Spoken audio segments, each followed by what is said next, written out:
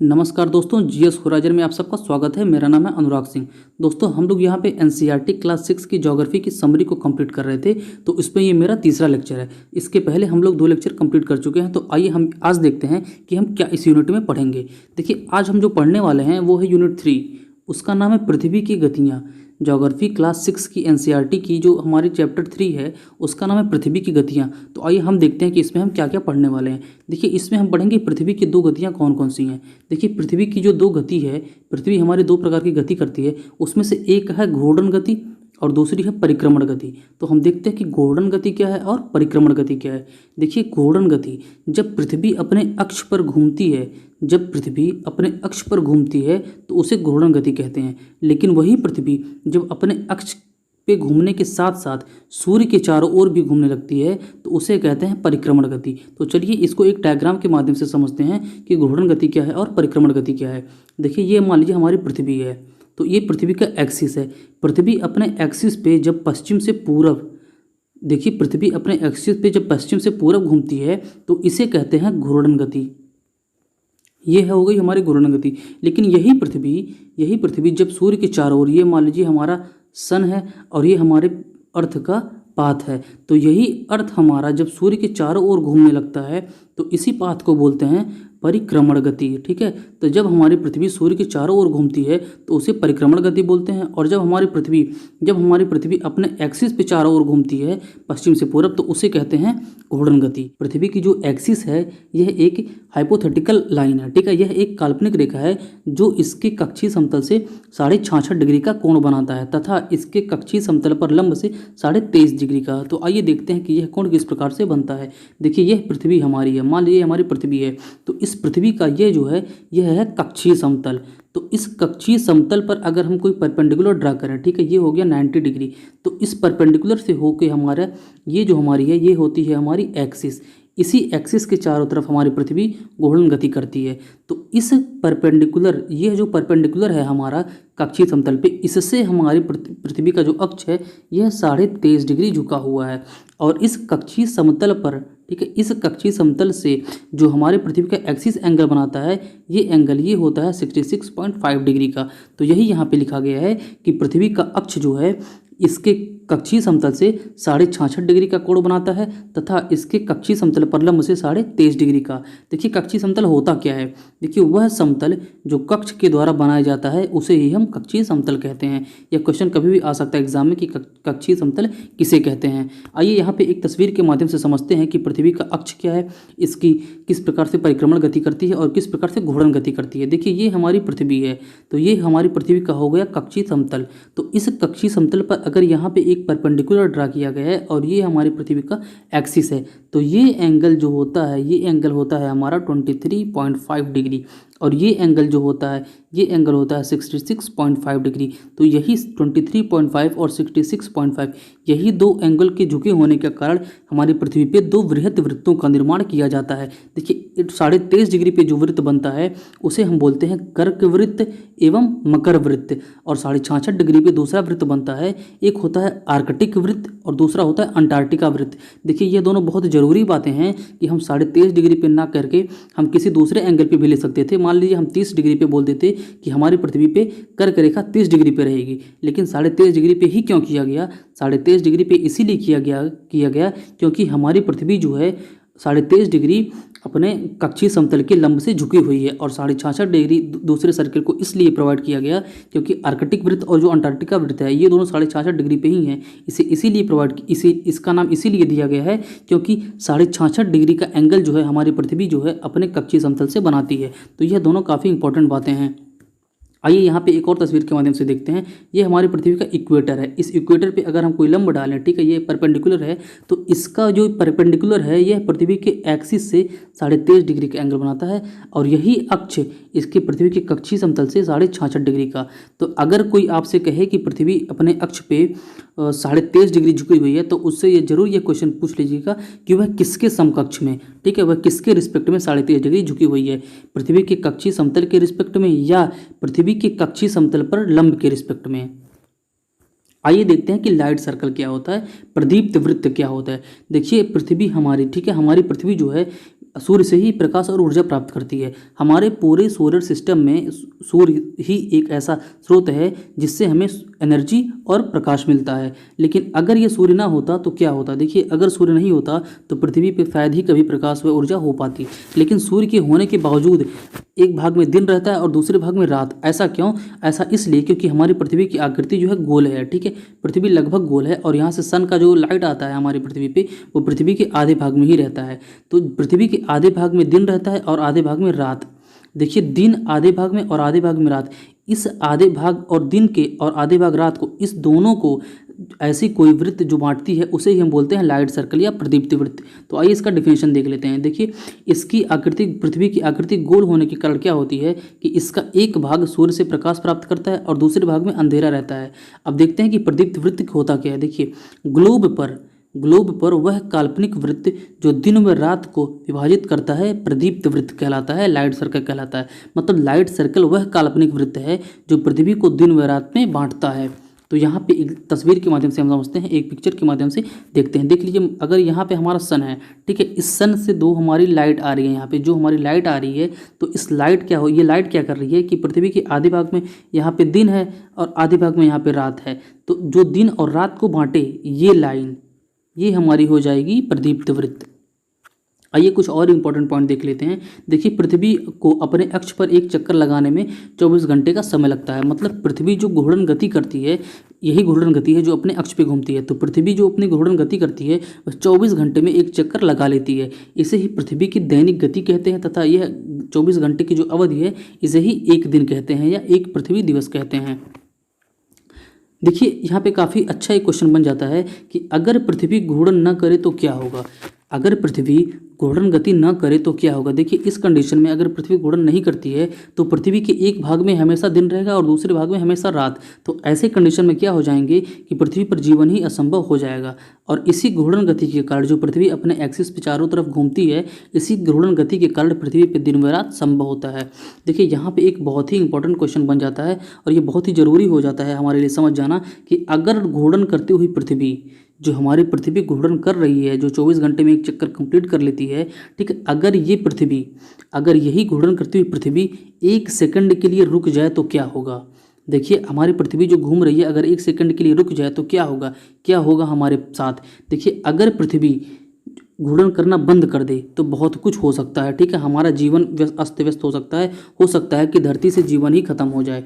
क्यों, वो भी देख लेते हैं। देखिए, हमारी पृथ्वी 23 घंटे 56 मिनट और 4 सेकंड, ये 23 घंटे 56 मिनट और 4 सेकंड में एक बार घूमती है। मतलब यह जो है 23 घंटे 56 मिनट और 4 सेकंड में अपने एक्सिस पे एक चक्कर लगा लेती है। इसे ही साइडेरियल पीरियड कहा जाता है। और इसकी जो परिधि है, ये जो हमारा इक्वेटर, ठीक है, ये जो विषुवत वृत्त है इसकी जो लंबाई है 40,075 किलोमीटर है। तो इस लंबाई को पृथ्वी जो है 23 घंटे 56 मिनट और 4 सेकंड में कंप्लीट कर लेती है। तो अगर इसको हम डिवाइड करके इसकी स्पीड निकालें तो वह लगभग 460 मीटर प्रति सेकंड या 1000 माइल प्रति घंटे की रफ्तार से हो जाती है। तो इस पृथ्वी पे जितने भी चीज़ें हैं, ठीक है, हमारे पृथ्वी पे जितनी भी चीज़ें हैं, लिविंग थिंग्स हैं, हम हैं, बहुत सारी चीज़ें हैं, यहाँ पे पेड़ पौधे हैं, जानवर हैं। तो जितने भी यहाँ पे अनस्टेबल चीज़ें हैं, जैसे हम क्या है, स्टेबल नहीं है, एक जगह से दूसरी जगह जाते रहते हैं। जानवर क्या है, अनस्टेबल हैं। तो जितनी भी अनस्टेबल चीज़ें हैं वह सब भी लगभग 460 मीटर प्रति सेकंड की रफ्तार से या 1000 मील प्रति घंटे की रफ्तार से गति कर रही हैं पृथ्वी के साथ। तो अगर पृथ्वी घूमना 1 सेकंड के लिए बंद कर दे तो ये सारी चीज़ें, जितनी भी पृथ्वी पे सारी चीज़ें व्याप्त हैं, ठीक है, ये सारी चीज़ें 460 मीटर प्रति सेकंड की रफ्तार से आगे चली जाएंगी, पृथ्वी से आगे निकल जाएंगी। मतलब अगर हम यहाँ हैं, इस समय मैं हूँ, तो मेरे सामने अगर कोई दीवार है, अगर पृथ्वी घूमना बंद कर दे तो मैं सीधे जाके दीवार से टकरा जाऊंगा, ठीक है। आप अगर मोबाइल से रिकॉर्डिंग देख रहे हैं या फिर लैपटॉप पे देख रहे हैं तो आप क्या है कि आपके सामने अगर कोई दीवार है तो आप उस दीवार से जाके टकरा जाएंगे, और वो भी किस स्पीड से, 1000 मील प्रति घंटे की रफ्तार से। तो ऐसे में क्या होगा, ऐसे में बहुत कुछ हो जाएगा। आइए देखते हैं कि परिक्रमण गति क्या होती है। देखिए, हम लोगों ने यह देख लिया कि घूर्णन गति क्या होती है। अब देखते हैं पृथ्वी की दूसरी गति जो है वो परिक्रमण गति है। यह क्या होती है। देखिए, पृथ्वी जब सूर्य के चारों ओर घूमती है जब पृथ्वी सूर्य के चारों ओर एक निश्चित कक्षा में गति करती है तो उसे परिक्रमण गति कहते हैं। देखिए अगला पॉइंट है कि पृथ्वी सूर्य के चारों ओर 365 सही 1/4 मतलब 365 और 6 घंटे में एक चक्कर लगा लेती है। मतलब पृथ्वी जो है सूर्य के चारों ओर अगर घूम रही है, ये हमारा सूर्य है, ये हमारी अर्थ है, तो ये हमारा अर्थ जो है घूमना यहाँ से अगर स्टार्ट किया तो फिर से यहाँ पे कब पहुँचेगा, ये पहुँचेगा 365 और 1/4 दिन में। ठीक है, तो हम ये मान लेते हैं जनरली कि लगभग पृथ्वी जो है हमारी 365 दिन में एक बार घूम लेती है और इसे ही एक वर्ष कह देते हैं। तो यह पृथ्वी के समकक्ष में नहीं, यह किसी भी ग्रह के समकक्ष में होता है कि कोई भी ग्रह जिसके चारों तरफ, कोई भी ग्रह जब सूर्य के चारों तरफ कितने दिन में कंप्लीट करता है एक सर्कल, तो उसे ही उसका वर्ष बोल दिया जाता है। तो हमारी पृथ्वी लगभग 365 दिन में एक चक्कर लगा लेती है, इसलिए इसे एक वर्ष बोल दिया जाता है। तो 6 घंटा कहाँ गया, ये जो 6 घंटा है ये कहाँ गया। देखिए इस 6 घंटे को आने वाले 4 वर्षों में मिला के 24 घंटा कर दिया जाता है और ये हो जाता है एक दिन। तो यह एक दिन किस में ऐड करेंगे, देखिए बाकी सारे जो हमारे महीने हैं उसमें 30 और 31 का डेट है, लेकिन हमारी फरवरी जो है उसमें केवल 28 का ही दिन है। तो ये 24 घंटा जो है 28 वाले फरवरी में ऐड कर देते हैं और फरवरी जो हमारा हो जाता है वो हो जाता है 29 दिन का। और इस 29 दिन वाली फरवरी को हम बोल देते हैं लीप वर्ष। तो हर 4 वर्ष में एक बार लीप ईयर आता है। ठीक है, तो उस जब लीप ईयर आएगा तो उस वर्ष में क्या हो जाएगा, फरवरी 29 की हो जाएगी। और उस वर्ष में दिन कितने हो जाएंगे, जनरली तो 365 दिन होते थे, लेकिन जब लीप वर्ष आ जाएगा तो 366 दिन हो जाएंगे। तो ये ध्यान रखने वाली बात है कि हर 4 वर्ष में एक बार लीप ईयर आता है। देखिए पृथ्वी जो घूर्णन करती है, ठीक है, पृथ्वी जो घूर्णन करती है उसके कारण क्या होता है। अगर पृथ्वी घूर्णन करती है तो इसके कारण होता है दिन और रात। तो अगर पृथ्वी घूर्णन करती है तो ये दिन व रात का कारण बनता है। लेकिन अगर पृथ्वी परिक्रमण करती है तो क्या होता है, देखिए अगर पृथ्वी परिक्रमण करती है तो इसका सबसे बड़ा कारण है पृथ्वी पर ऋतु परिवर्तन। तो अगर पृथ्वी घूर्णन नहीं करेगी तो पृथ्वी पर ऋतु परिवर्तन नहीं हो पाएगा। ठीक है, सामान्यतः किसी वर्ष को हमारी पृथ्वी पे 4 ऋतुओं में बांटा गया है। एक है गर्मी, दूसरी है सर्दी, तीसरी है शरद और चौथा है वसंत। तो ये सामान्यतः 4 ऋतुओं में हमारी पृथ्वी को बांटा गया है। इन ऋतुओं में परिवर्तन क्यों होता है, देखिए इन ऋतुओं में परिवर्तन इसीलिए होता है क्योंकि हमारी पृथ्वी जो है अपने अक्ष पे हमारी पृथ्वी अपने अक्ष पे 23.5 डिग्री झुकी हुई है और हमारी पृथ्वी जो है सूर्य के चारों ओर एक चक्कर लगाती है। तो इन दोनों कंडीशन के कारण ही हमारी पृथ्वी पे ऋतु परिवर्तन संभव है। आइए यहाँ पे देख लेते हैं कि किस तरह से ऋतु परिवर्तन होता है। देखिए यहाँ पे हमारा सन है, तो सन की किरणें जो हैं चारों तरफ फैल रही हैं। तो यहाँ पे एक कंडीशन है, ये कंडीशन है 21 जून का। तो 21 जून में क्या होता है कि हमारा नॉर्थ पोल जो है वो सूर्य की तरफ रहता है। हमारे नॉर्थ पोल में सूर्यातप काफ़ी अधिक प्राप्त होता है और साउथ पोल में कम। तो उत्तरी गोलार्ध में क्या हो जाएगा, दिन की मात्रा उत्तरी गोलार्ध में सूर्यातप काफ़ी अधिक प्राप्त होगा और यहाँ पे क्या होगा, दिन की अवधि काफ़ी लंबी हो जाएगी। और दूसरा कंडीशन यहाँ पे है, ठीक है, ये कंडीशन है 22 दिसंबर का। यहाँ पे क्या है कि हमारा नॉर्थ पोल क्या है, सूर्य से काफ़ी दूर है। सूर्य से काफ़ी दूर होने के कारण क्या होगा कि यहाँ पे सूर्यातप काफ़ी कम प्राप्त होगा और यहाँ पे जो है शीत ऋतु होगी। वहीं दक्षिणी गोलार्ध में यहाँ पे, ठीक है, दक्षिणी गोलार्ध में यह सूर्य के काफ़ी नज़दीक रहता है। तो यहाँ पे क्या हो जाएगा, सूर्यातप की मात्रा काफ़ी अधिक प्राप्त होगी और यहाँ पे दिन रहेगा और दिन की अवधि यहाँ पे काफ़ी लंबी रहेगी और रातें छोटी। वही नॉर्थ यहाँ पे क्या रहेगा, नॉर्थ इसके नदर्न हेमिस्फीयर में यहाँ पे रहेगा कि यहाँ पे दिन की अवधि जो है कम रहेगी और रात्रि की अवधि काफ़ी अधिक रहेगी। इसी तरह से 2 कंडीशन यहाँ पे बनते हैं, एक बनता है 21 मार्च को, दूसरा बनता है 23 सितंबर को। तो 21 और 23 ये 2 डेट, इन दोनों डेटों को क्या होता है, इन दोनों दिवसों को क्या होता है कि सूर्य की किरणें भूमध्य रेखा पे लंबवत पड़ती हैं। तो ऐसे में क्या होता है कि हमारी पृथ्वी पे दिन व रात बराबर होते हैं। तो आइए देखते हैं कि हमारी पृथ्वी पे दिन व रात बराबर होते हैं तो कैसे होते हैं। देखिए 21 जून को क्या होता है कि सूर्य की किरणें उत्तरी गोलार्ध में मतलब कर्क रेखा पे लंबवत चमकती हैं और इस कंडीशन को बोलते हैं उत्तर अयनांत। और यही कंडीशन जब 22 दिसंबर को होता है, मतलब 22 दिसंबर को सूर्य की किरणें दक्षिणी गोलार्ध में अर्थात मकर रेखा पर लंबवत चमकती हैं, तो इसे बोला जाता है दक्षिणी अयनांत। जो हमारा तीसरा कंडीशन बनता है ये, ठीक है, तो इसमें क्या होता है कि 21 मार्च और 23 सितंबर को सूर्य की किरणें विषुवत रेखा पर लंबवत चमकती हैं। तो विषुवत रेखा पर लंबवत चमकने से क्या होता है कि उत्तरी व दक्षिणी इन दोनों गोलार्धों में दिन की अवधि व रातों की अवधि बराबर होती है। तो आइए इसे विस्तार में समझते हैं कि 21 जून का कंडीशन कैसे होता है। देखिए 21 जून को क्या होता है कि उत्तरी गोलार्ध में सूर्य जो है कर्क रेखा पे सीधे चमकता है। तो ऐसे कर्क रेखा पे सीधे चमकने से क्या होगा, देखिए जब सूर्य कर्क रेखा पे सीधे चमकेगा तो इस दिन क्या हो जाएगा, उत्तरी गोलार्ध में दिन की अवधि सबसे लंबी हो जाएगी, वह रातें छोटी हो जाएंगी। इसे कहते हैं कर्क संक्रांति। कि 21 जून वाले को बोलते हैं कर्क संक्रांति और इस अवस्था को बोलते हैं उत्तरी अयनांत। तो आइए देखते हैं कि 22 दिसंबर वाले को हम क्या बोलेंगे। देखिए 22 दिसंबर जो 22 दिसंबर की बात होती है तो उसमें क्या होता है कि सूर्य मकर रेखा पर लंबवत चमकता है। 22 दिसंबर को सूर्य मकर रेखा पर लंबवत चमकता है और इस समय दक्षिणी गोलार्ध में दिन लंबी व रातें छोटी होती हैं। इसे मकर संक्रांति कहते हैं तथा इस अवस्था को दक्षिणी अयनांत बोलते हैं। देखिए 21 जून वाले को हम कर्क संक्रांति बोलते थे और 22 दिसंबर वाले को मकर संक्रांति बोलते हैं और 21 जून वाले को हम उत्तर अयनांत बोलते थे और 22 दिसंबर वाले को हम दक्षिणी अयनांत कहते हैं। तो 22 दिसंबर वाले में क्या होता है कि इस समय उत्तरी गोलार्ध में सर्दी का मौसम रहता है तथा दक्षिणी गोलार्ध में गर्मी का।